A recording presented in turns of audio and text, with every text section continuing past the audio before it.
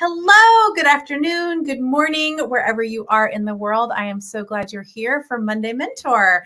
I'm Jen Whitmer, and I help teams and leaders solve conflict, cultivate communication, and create empowered teams. So work is a joy, people are whole, and your organization flourishes. And every week I bring on a fantastic guest to share about their expertise that will help you in your leadership. And I'm so excited to have Kate today. She is a coach, she is a consultant, and she does fantastic work around productive leadership. So I'm so grateful for her coming on today.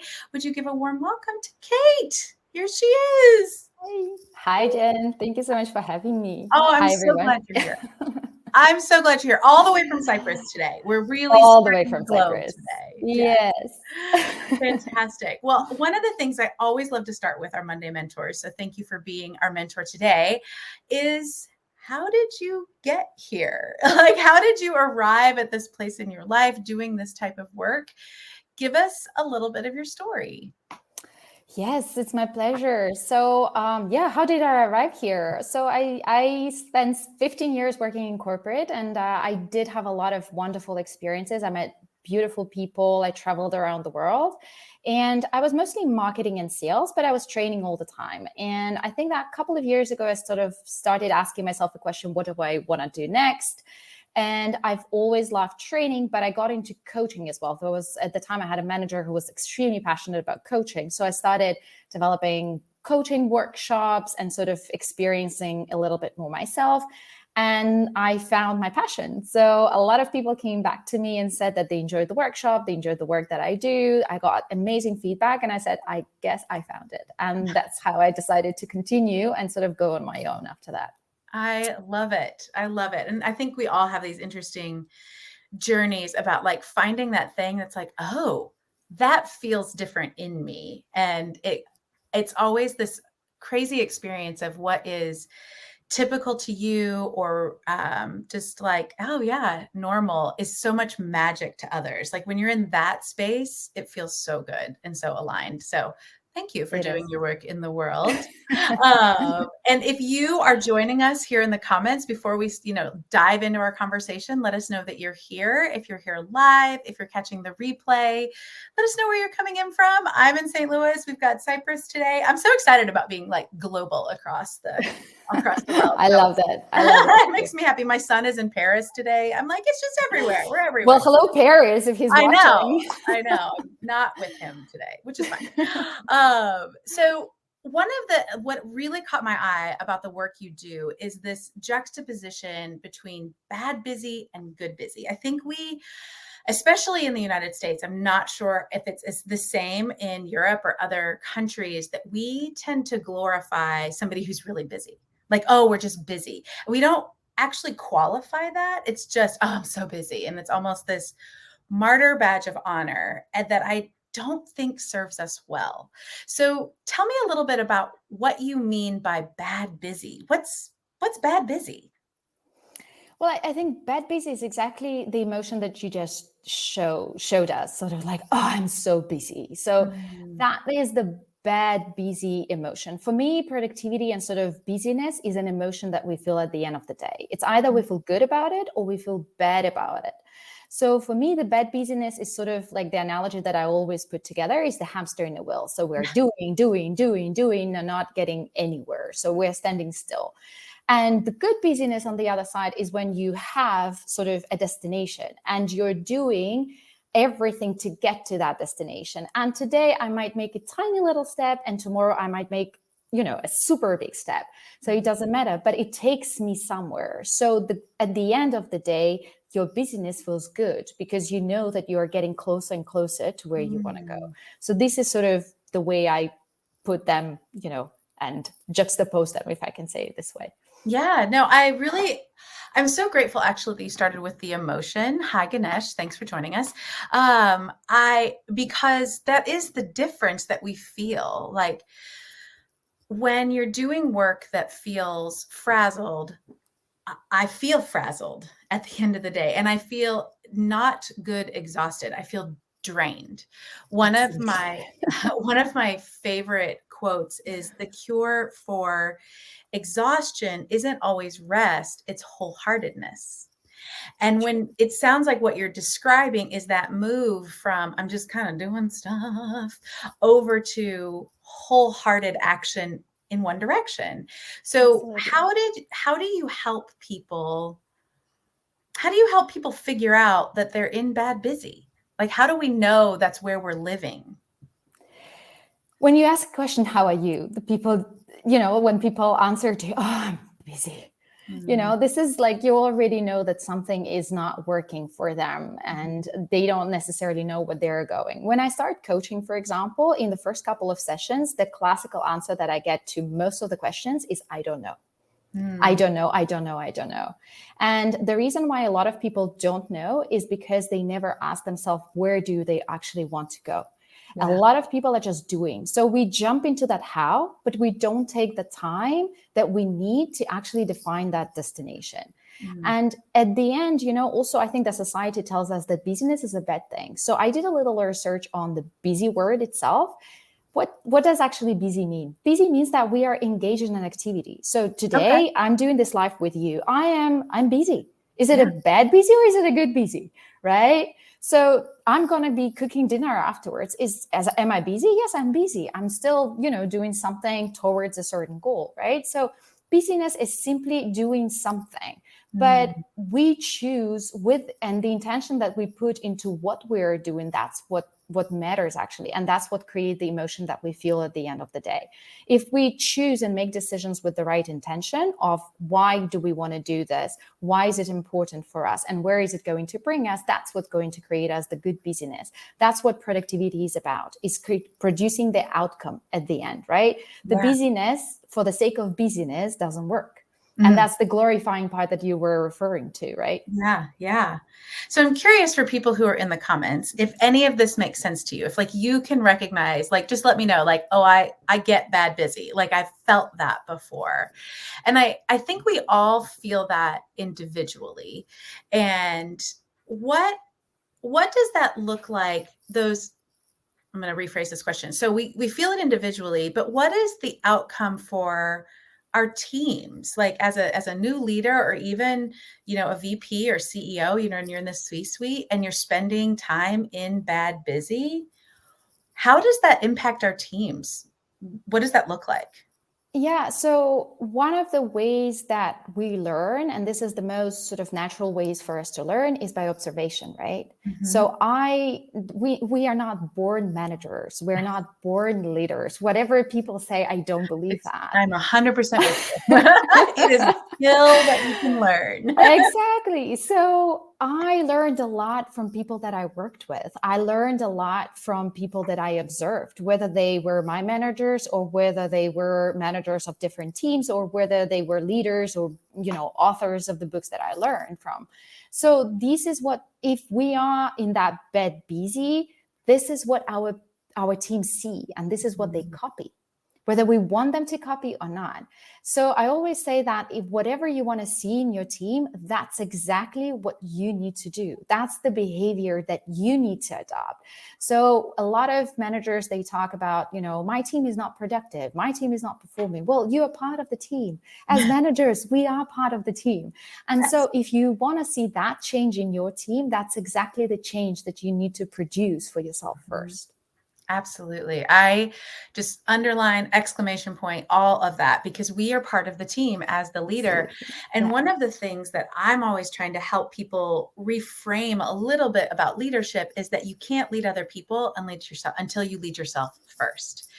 And so Absolutely. the work that you're talking about is figuring out, why am I exhausted at the end of the day, or am I on a hamster wheel?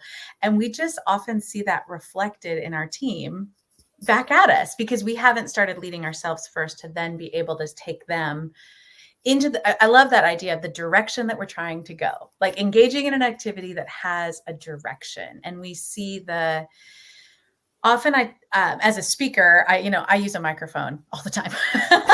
My favorite is a really good like Madonna mic, but like what that does is it does that recording and amplification. And so in that position as leader on the stage or whatever with the microphone, it is recording what I'm doing and it's amplifying what I'm doing. And that's all of us as leaders. Leadership is that type of microphone. And so it reflects back to us if we're kind of caught up in that bad busy. So I kind of want to see how you help people. You talk about some of your first coaching sessions, you're asking them these questions and they're like, I don't know. I don't know. How do you help people get from that unstuck space and get to good busy? Because in order to get to good busy, like you said, you have to know where you want to go.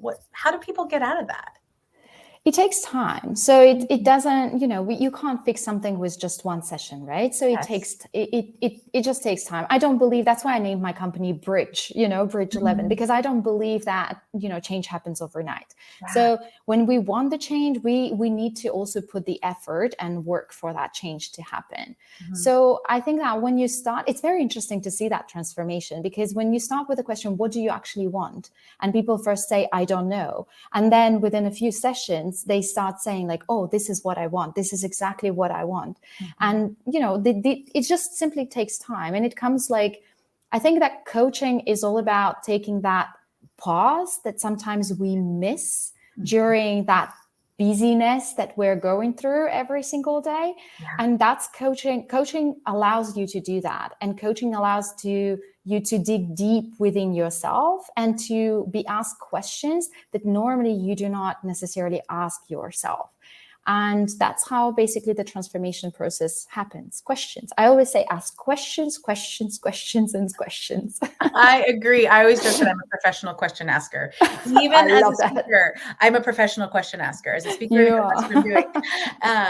So I kind of want to, there's something that I notice. I get a lot of resistance, especially here in the United States. And this idea of, I don't have time to pause. I don't have time. I'm just going to have to figure it out as I go. And while there is definitely some truth of when you know where you're going, you do figure it out along the way. Yeah. But what do you do with that manager, leader who's like, I have to just keep going? How do you help them see that isn't actually working for them? It's a really, really good question. I think that a lot of people think that they don't have time because time is not tangible. We can't visualize it. So whenever we do a lot of exercise to help them to visualize that time, there are lots of things that you can do. One of them, start using your calendar and put everything in your calendar. Pause right there. Start using your calendar. Yes, please start using your calendar for everything. Especially, of course, if you're working on the productivity, use it for everything as much as you can. It will help you really understand where your time is going. Without having that visibility, you will never have time. But as soon as you start making the time tangible, then you will see where am I spending the time? What can I shift? And especially one of the questions that I love the most, what should I stop doing?